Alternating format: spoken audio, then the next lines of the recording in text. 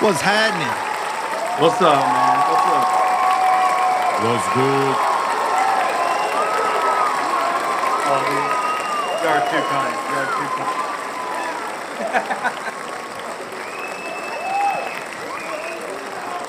Oh yeah. Flattered. Oh yeah. You're flattered. That was a long applause. That was a long applause, I but feel it in my welcome heart. back, everybody. Welcome back to another episode of Both Ends of the Table. We are here. My name's Stephen J, and I have my co-host here with me, The Loop. Sir, how are you doing today? I'm doing very okay, sir. I'm doing very okay. I saw that you went on a little go-kart run today, huh? No, that was yesterday. But Mm. yeah, that was Maybe cool. I just saw it today. Maybe. Yeah, because Yeah. it's still on the social media accounts. What was But that yeah. about? No, the boss just wanted to go karting. So he was like, hey, y'all want to go karting? What time? What day y'all think Uh, y'all want to go? yeah. Yeah, we're like miles an hour. Like, no way. So I he's saw like, that yeah, up to 60 miles an hour. yeah, bro. 60 miles an hour. Fast. Bro, that's crazy. Fast, dude. And then apparently there's like, once you become like an experienced go-karter, you can get the next level go-kart that goes up to like 80 or 85 miles an hour. And Holy dude, shit. like there's a guy, he had it, and I was getting so frustrated because I'm there, pedal to the metal. There's laps where I didn't even hit the brake. I'm just drifting as much as I can, trying to figure this map out because it was a long map.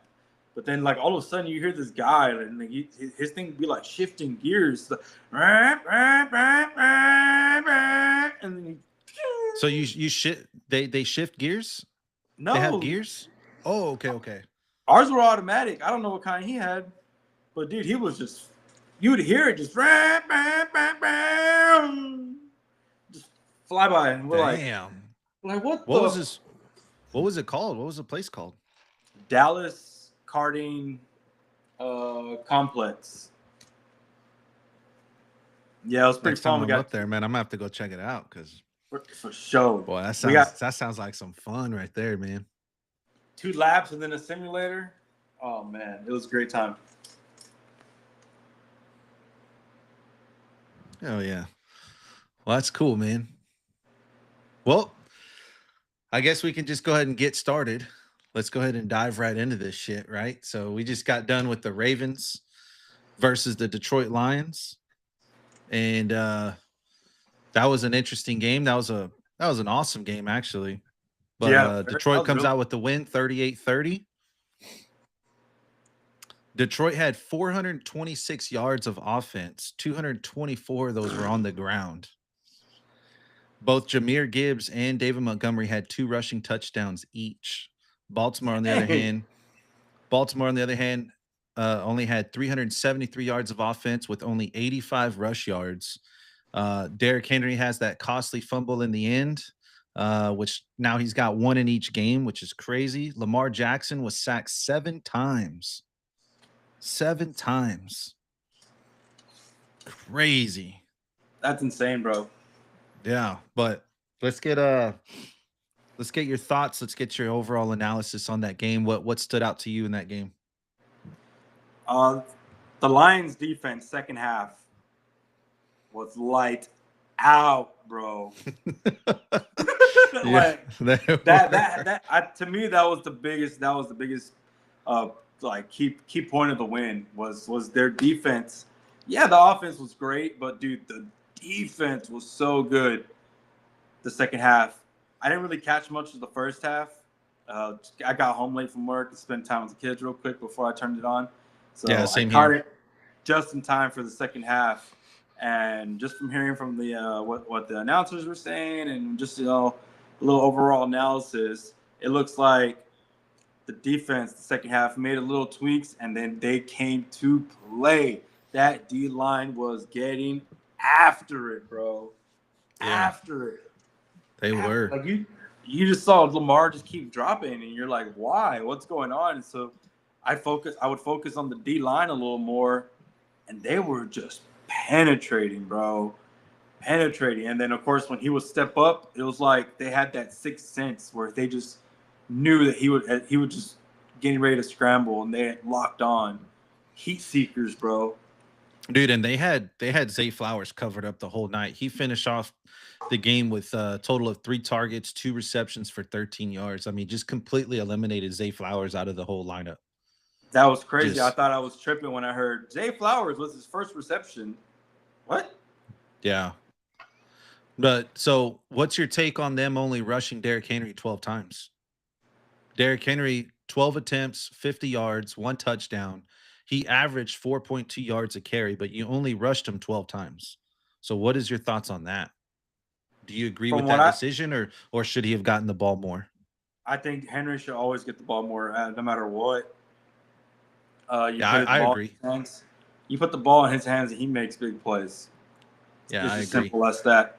I'm not sure. I'm going to assume, because I personally haven't heard anything about him complaining, but I would believe he would want to get about 20, 25 touches a game. Well, so whenever he first signed with Baltimore, right, he didn't want to be that workhorse running back. So that was one of the things that he made very clear whenever he signed with Baltimore, was that he didn't want to be used the same way that he was being used in Tennessee, because Tennessee, he was averaging over 300 carries a season, which was like the most used in the NFL. Yeah. For throughout his tenure in Tennessee, he was like the most used running back in those years that he was there. So moving over to Baltimore, that was one of the things that he talked about, is that he didn't want to be that workhorse running back that's getting 25 to 30 carries a night. But at the same time, it's like, brother, the money that they're paying him to be that premier back, and you would think that he'd get more than 12 touches. You know, I think for somebody like him, he needs to average somewhere within the maybe 18 to 22 carries a night type of area, in my opinion. Yeah.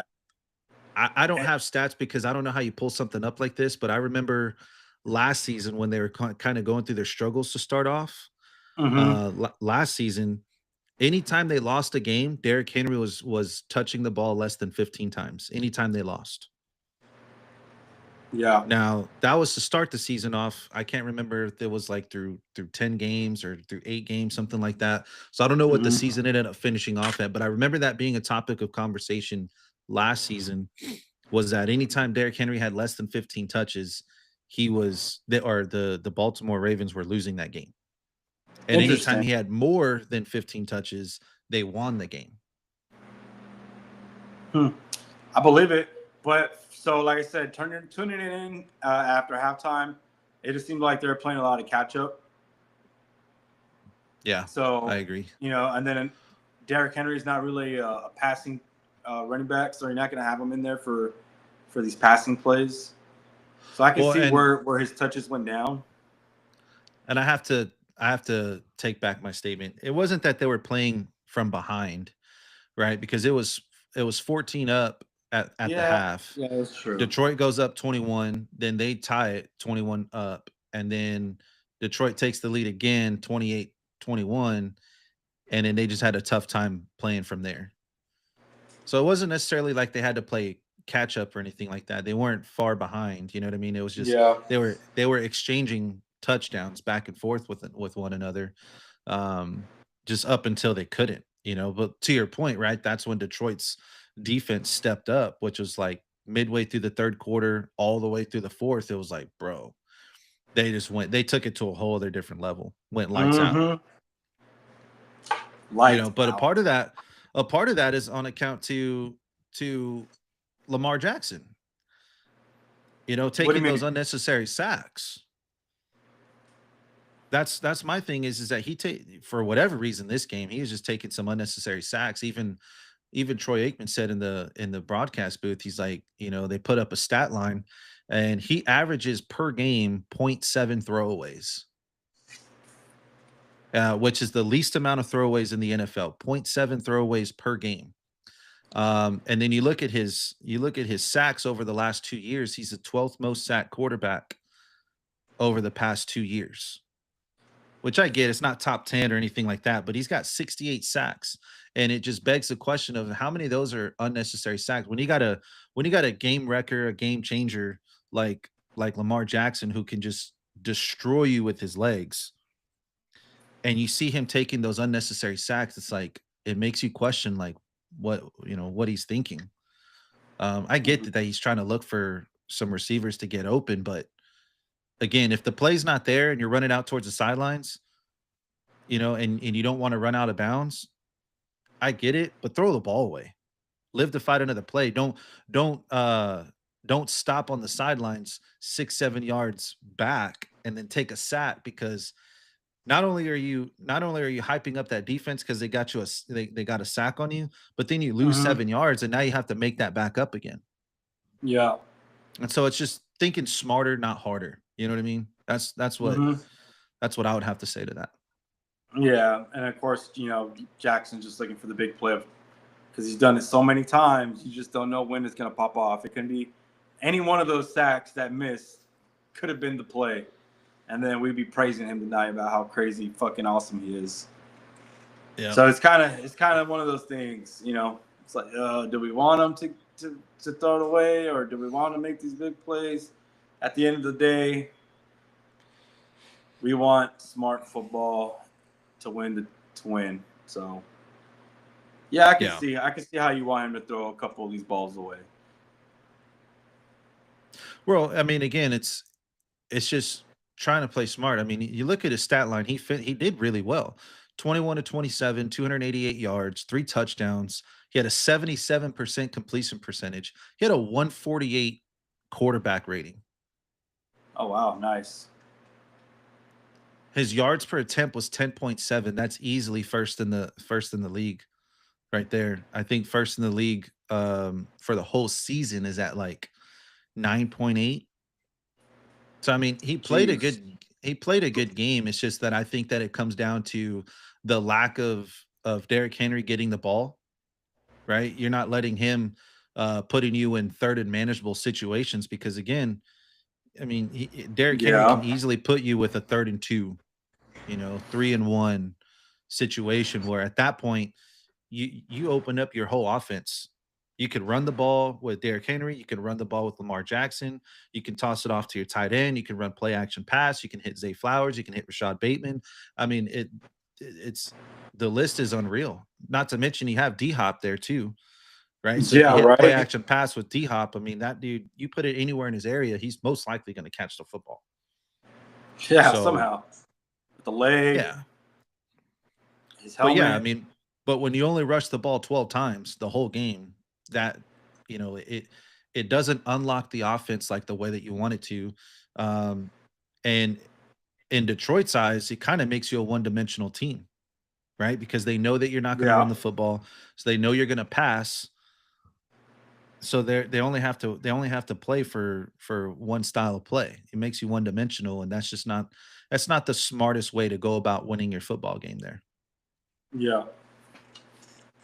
But the anticipation's gone. They're like they know it's gonna be a pass. Yeah. But man, it's just been a crazy through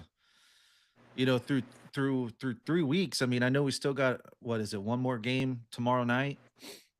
Or no, I'm sorry, my days are mixed up, brother. This is Monday night football. Today's Monday. Is Monday night. Yeah. I'm sorry, man. I'm still in Sunday. But man, but just the craziness, man. Colts are 3-0, Chargers are 3-0, Green Bay loses to the Browns. Just another crazy week of the NFL. Yeah. My team's 0-3, your team's 0-3. Yeah. It's crazy, man.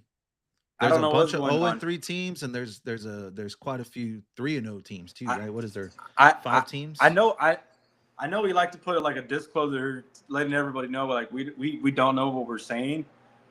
But these past couple weeks, like I be watching our clips coming up, and I'm just like, golly, we don't know what the fuck we're saying. What do you mean? What are Well, you at least talking I about? don't. At least I don't.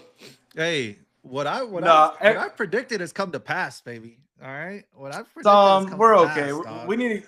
We'll go back and tally it up. We'll see. Except for the Dolphins record, I had no idea they'd start off 3-0.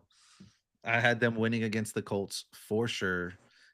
So it's like, and then I had them winning against the Patriots, and Yeah, dang. I don't think Have they played the Patriots yet? they haven't played them yet. But I'm saying like they're gonna play the Patriots, and I don't think that they're gonna beat them. Honestly, I just don't see it happening. I haven't heard much buzz on the Patriots yet. Well, We'll see. Again, I'm just not sold with the way that we've been playing.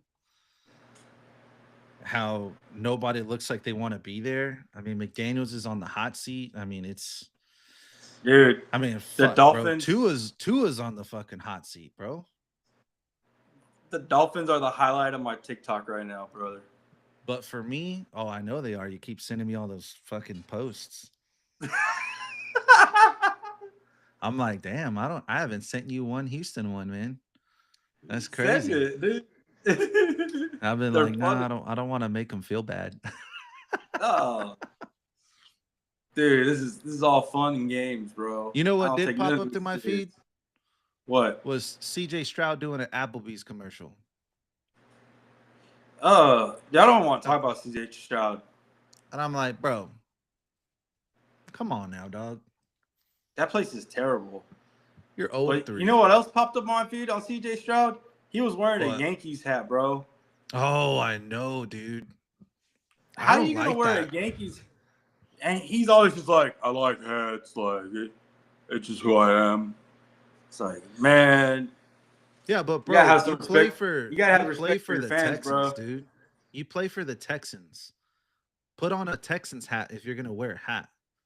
Don't wear a fucking Yankees cap, especially in Houston. Bro, come on now. You should know better than that. Yeah, Astros' biggest rival right now. We just finished talking about this, Stevie J.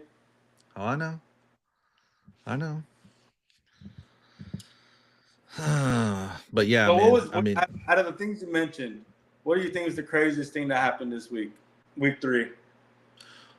Well, the craziest thing that happened, I think, was Green Bay losing to the Browns. But I think just as far as the overall outlook on the season, nobody had the Colts going 3-0.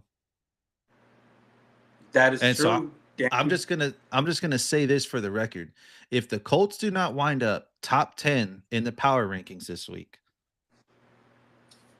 somebody needs to get fucking fired at ESPN. I'm letting that be known right now. They have deserved they've earned that spot. They should have been the top 10 this past week. They go 3-0. They better be in the top 10. You think top 5? I don't know if they'd wind up top 5, but we had them ranked 10th. Why not? Aren't there 5 undefeated teams? Yes, I believe so. Eagles, Chargers, Colts, 49ers, and the Cardinals? Yeah, you got Bills, you got the Colts, you got the Chargers, the Eagles, the Bucks, and the 49ers. Bucks. 6 teams. Why can't that be 1 through 6 right there? Well, because I don't think anybody's necessarily scared of the 49ers. That's true. You know, they've won, but they're on a backup quarterback with Mac Jones. So I can't sit here and say that they'd be in the power ranking in terms of maybe being in the top 10. I mean, you can argue that they should be in the top 10, but again, I can't see them being a top 5. Because if you look at just overall total offense, in comparison, there's teams that are much, much higher than them. So the Detroit's Lions game hasn't even updated yet, but Right now, your top 5 offenses overall is Buffalo, Indianapolis, Dallas, Detroit, LA, Rams. Those are your top 5, and then you have the Chargers, the 49ers, the Jaguars. So that's what I said. You can make a case for them to be top 10, but I don't think you can make a case for them to be top 5. How Dallas top offense right now? In terms of total yards per game, Dallas is averaging almost 400 yards of offense. They It's are just moving the that ball down the field. that's what I told They you. just keep getting interceptions. They're gonna put up numbers. That's not the problem. They're gonna put up numbers. They're gonna score some points. It's can the defense hold up? And again, that's where I think that Dallas is getting exposed now is because ever since that Micah Parsons trade, it's exposing their secondary, which is why I bring up the fact about Deron Bland being out, right? He's only played one game. They just signed him to a 4-year deal back in August. He only played one game so far through 3 games. And so your secondary is being exposed. They need another cornerback there. You know what I mean? I'm not Bro, sitting here saying that I he's going to make or always break the defense, but Micah not being there, they can't rush the quarterback like they used to, and so therefore their corners and their safeties are having to hold those receivers a lot longer than what they used to have to. And the reality is that they can't do it. And so now you're yeah. starting to see the value of Micah Parsons come up because it's exposing the secondary like really, really bad. So I had a wild take a while back when Trayvon Diggs was getting all these interceptions and everyone was praising him. I always said that he was a bad cornerback because I would watch and he would always get beat. He would always get beat, and then somehow most of these interceptions were like the quarterback was getting rushed, and he would make a bad throw and he would be under to catch the ball. But like almost every interception, he was beat. He was beat on the play. So, and he just, I say, got lucky. Whatever, you get lucky that many times, it's skill. But still, I guess now what I'm saying is this year, everyone's starting to see it because he's getting beat this year and a lot. Yeah. He's falling down on plays. Like, what's going on out there? And it makes sense. He don't have Micah Parsons giving him that time, giving him that cushion to play with. Right, and that's the reality is I think that Jerry was betting on the fact that he could get some edge rushers to pressure the quarterback, or he could rely on the front four. And the fact of the matter is that they can't rush the quarterback. I mean, Caleb Williams looked like a Hall of Fame quarterback yesterday. Dude. And through the first 2 weeks, we were questioning his mindset, you know, of his decision making, of what he tries to do. But they made Caleb look like a Hall of Famer yesterday. Yep. And that says something right there, because I think by all accounts, everyone kind of expected the Dallas Cowboys, you know, going into the season, that they were for sure going to beat the Caleb Williams. And, you know, obviously that wasn't the case. I mean, they got blitzed yesterday pretty bad. Yeah, that was another crazy. That's part of the craziness. But that brings me that does bring up to the Cowboys though. Sorry to interrupt you. Right, so they've had a shaky start. They're 1-2 to start the season. CeeDee Lamb now, he's out with an ankle injury. A thing just came out earlier today saying that there's a really good chance he might land on the IR. Which, if he lands on IR, he's going to be out for a bare minimum of 4 games. So there's that going on, and then Dak getting benched. I don't want to say he got benched. Maybe that's a bad way of putting it. But Dak benching himself, maybe is how you want to put it. You think he did it himself? In the last 2, 3, 4 minutes or whatever it was in the fourth quarter. He said in the post game that, you know, that the game was already away for them, which, yes, it was away from you guys. But that it's a long season. And so to save injuries, they took him out.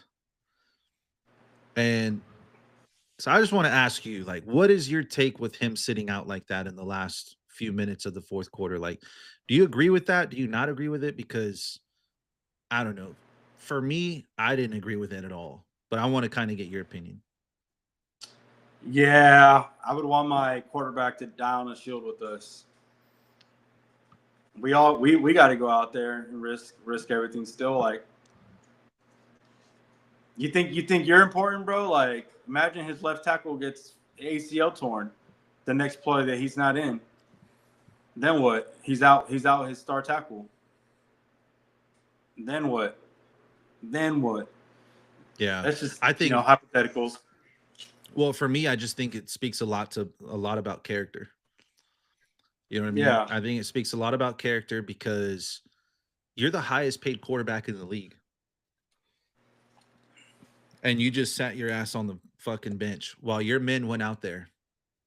I don't give a shit if the game was away from you. You're the captain of the team. You go down when the ship's sinking, the captain goes down with the ship. He doesn't jump off. You know what I mean? And Yeah. for me, that I get it that you want to sit there and say, oh, well, injuries this, injuries that. I don't agree with it at all. You're trying to save yourself, and from what? You know what I mean? If you're going to take a sack, just go down. If that, again, like you said, the game's away from you, right? But go down with your team. Go down with a punch. Go down swinging. Yeah. So again, for me, I just don't agree with it. I don't like it. No, I think it's a bad look. And you think he kind of did the Anthony Richardson? Well, no. But so here was my or thing. it was all shoddy. No, so whenever they first did it, right? They put in Milton, and I was like, my first initial thought coming out like that, seeing Milton come out, is I was like, oh, bro, they're gonna air it out. That's what they're trying to do because there was only a few minutes left, and albeit it was gonna be a long shot, there was still somewhat of a chance to try to do something, right? At least get it to a closer game because they're still down 3 scores. So it's going to be 3 scores. And they did drive it to the goal red zone. Right. I got something in my mouth. Anyway, so as soon as I saw Milton, I was like, oh, bro, they're going to freaking air it out, gun it out. Because, I mean, Milton, bro, that dude can sling 70 yards on his back foot, fade away. So I was like, Kobe. I was like, oh yeah, they're airing it out, bro. Like that's just it.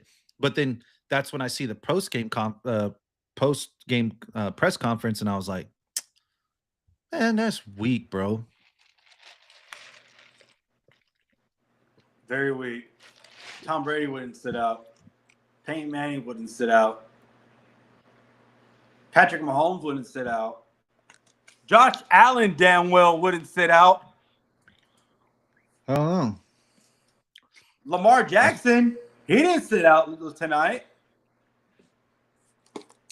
Well, bro, that game was still doable.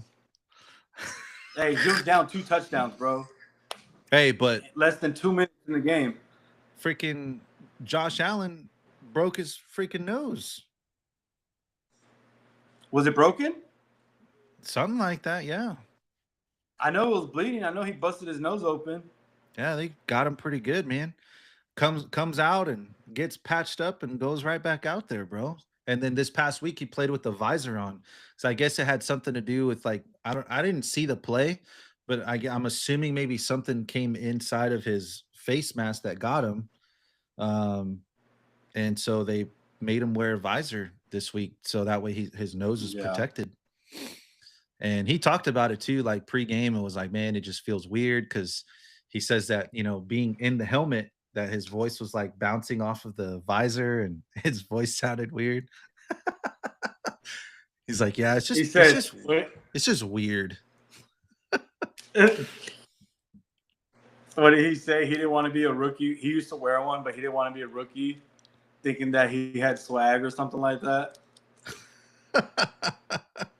So he chose not to wear one in the NFL.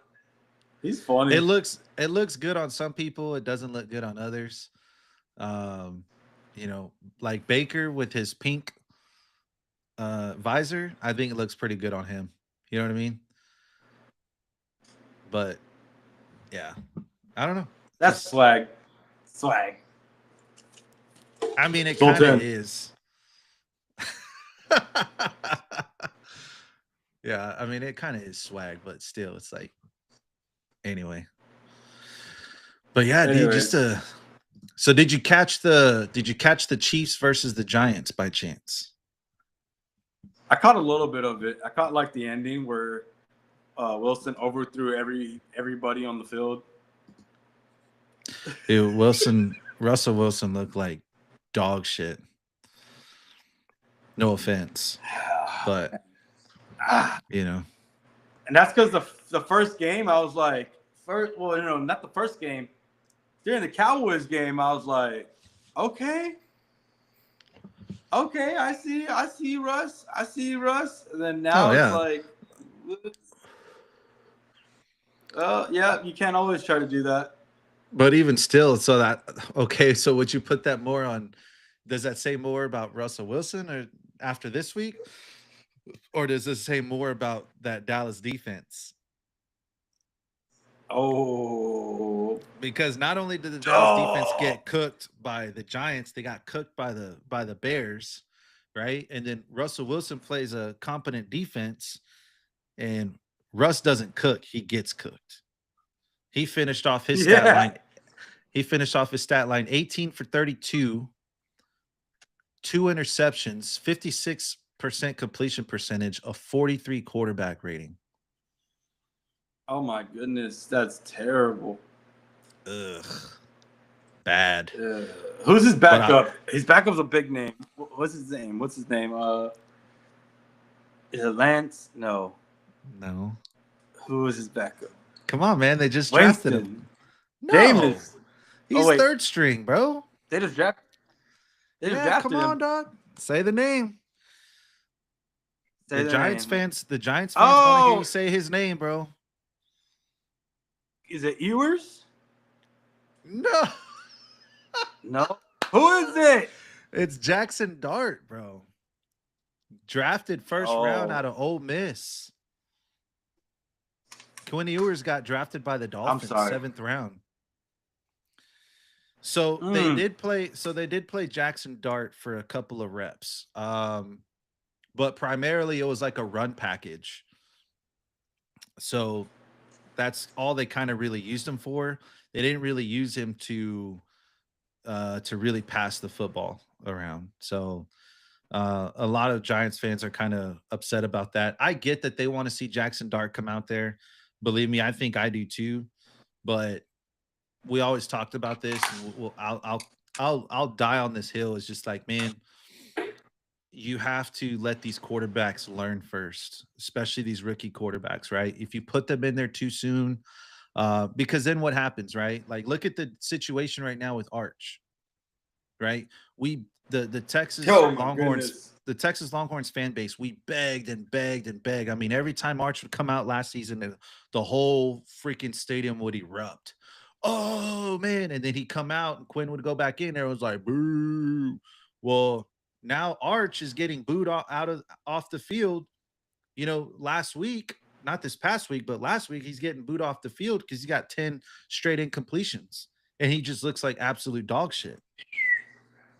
So yeah, again, kind of the same thing goes in for Jackson Dart is like, I get that the Giants want to see him out there. They want to see him play. Yes, he looked good preseason, but that's preseason. So a lot of times you're going up against second string, third string players, and you're most likely going to look good against those guys, right? But it's, how do you look against the first string? How do you look when the pressure's on? How do you look when it matters most?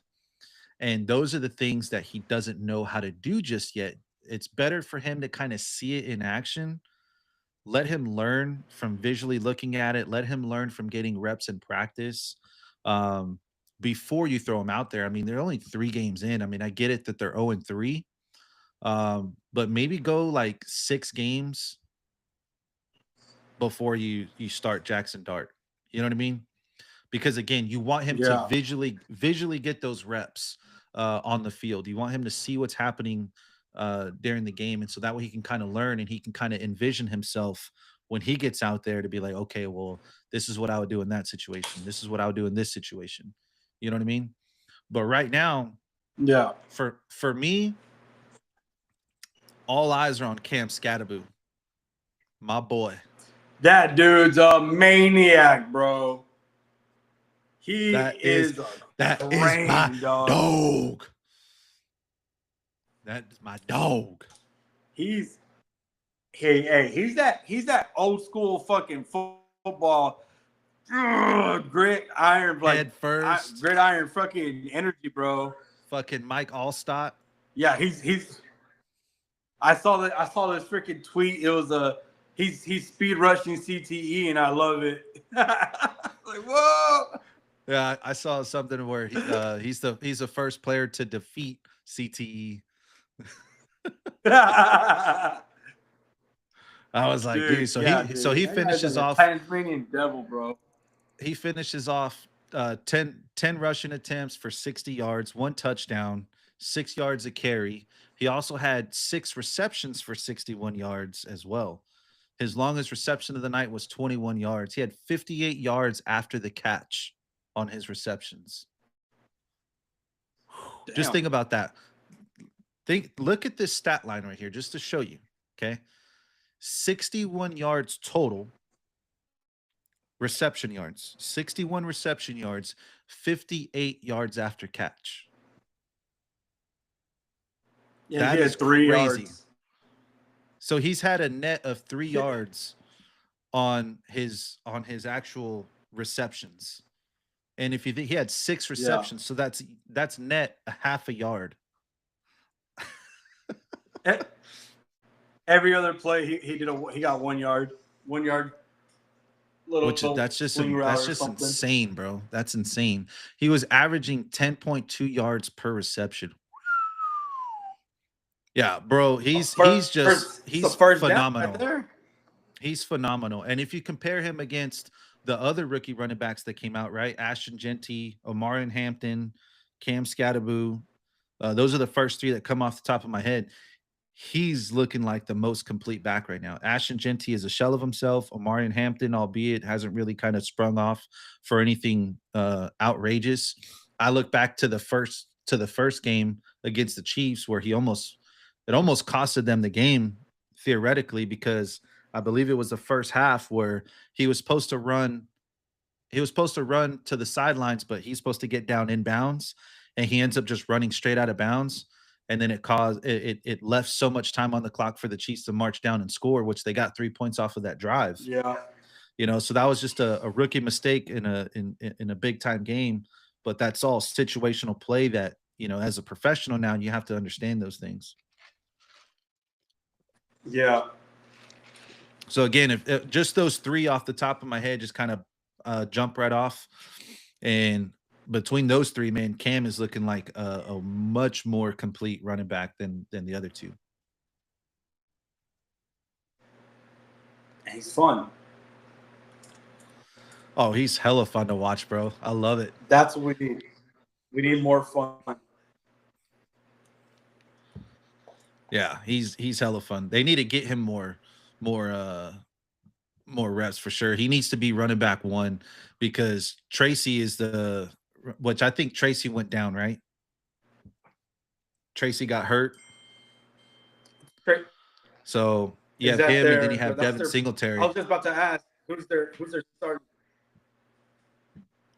Who? Well, so it was Tracy, and then it was Singletary, and then it was Cam Scatterboo. That's how they have it listed on the depth chart.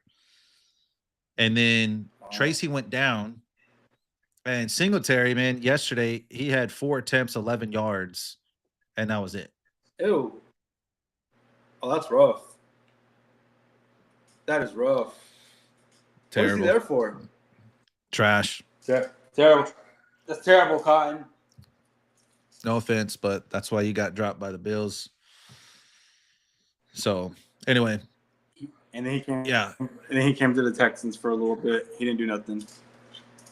Yeah. Anyways, they just need to put Cam Scatterboo as a. Here's my thing, man. Is Scatterboo is going to be your culture setter. That needs to be your culture setter.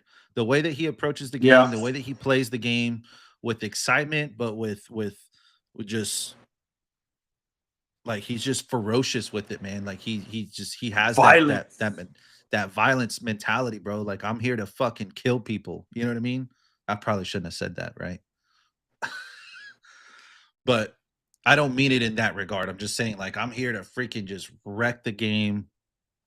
I'm here to just disrupt everything, man. Like, everything that you thought that you were prepared for this game for me, I'm showing you that you weren't prepared. No matter how many hours of film you studied on, no matter how many which ways you tried tackling me, I'm gonna freaking fight for every yard that I possibly can.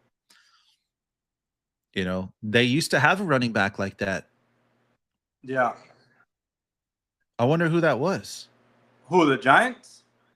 Yeah, The Giants had a running back? they did.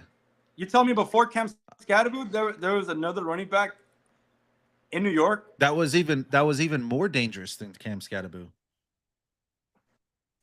What was his name? What happened to him? Oh my god, I can't think of his name right now. Oh, it was Saquon Barkley.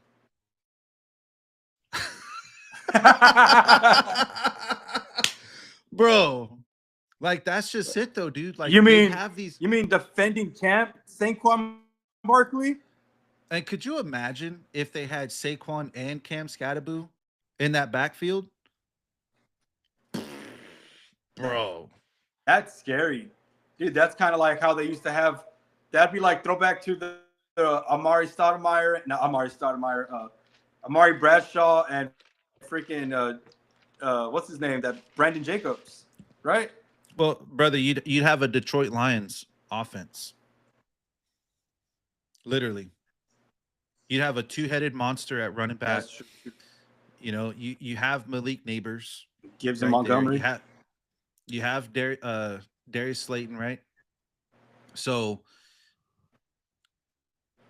what more? I mean, all you're missing is a tight end from there, like a legitimate tight end. But still, it's like imagine Saquon and Cam Scatterbo in the backfield together. I mean, they're literally built like each other, bro. You know what I mean? Like just a short, stocky, I think thick Cam's thigh is a little smaller. motherfuckers. No? Like he is. I mean, he's shorter, I think. But again, in terms of like their running ability, their running style is like, you know, they're true grit. Again, they're low center gravity, so they're tough to bring down. And man, just their yards after contact is just crazy. And it would be insane. And you can't sit here and say that, you know, Cam Scatterbo was a fourth round pick. So it wasn't like they lost a pick or something or traded away or whatever the case may be. No, brother, you could have easily signed Saquon. Then you could have picked up Cam Scatterbo like you did in the fourth round, which means that he's playing for pennies on the dollar, and he's producing for you. But dumb decisions in that New York Giants, man. Front office, just dumb decisions. Did you ever watch the video feed when they're talking about getting rid of Saquon?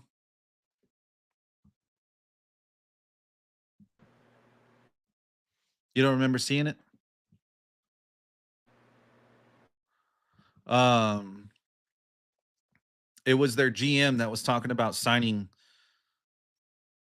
Saquon Barkley, Uh-huh. and they're trying to figure out what to do.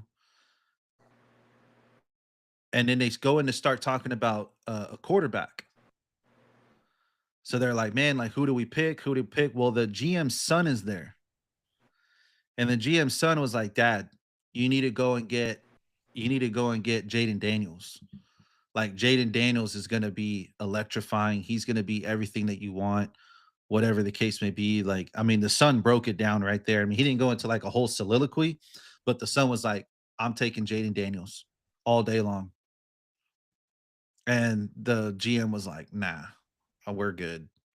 And then fucking Jaden Daniels just goes off his rookie season, bro, just lighting it up, lighting up the league. What's that?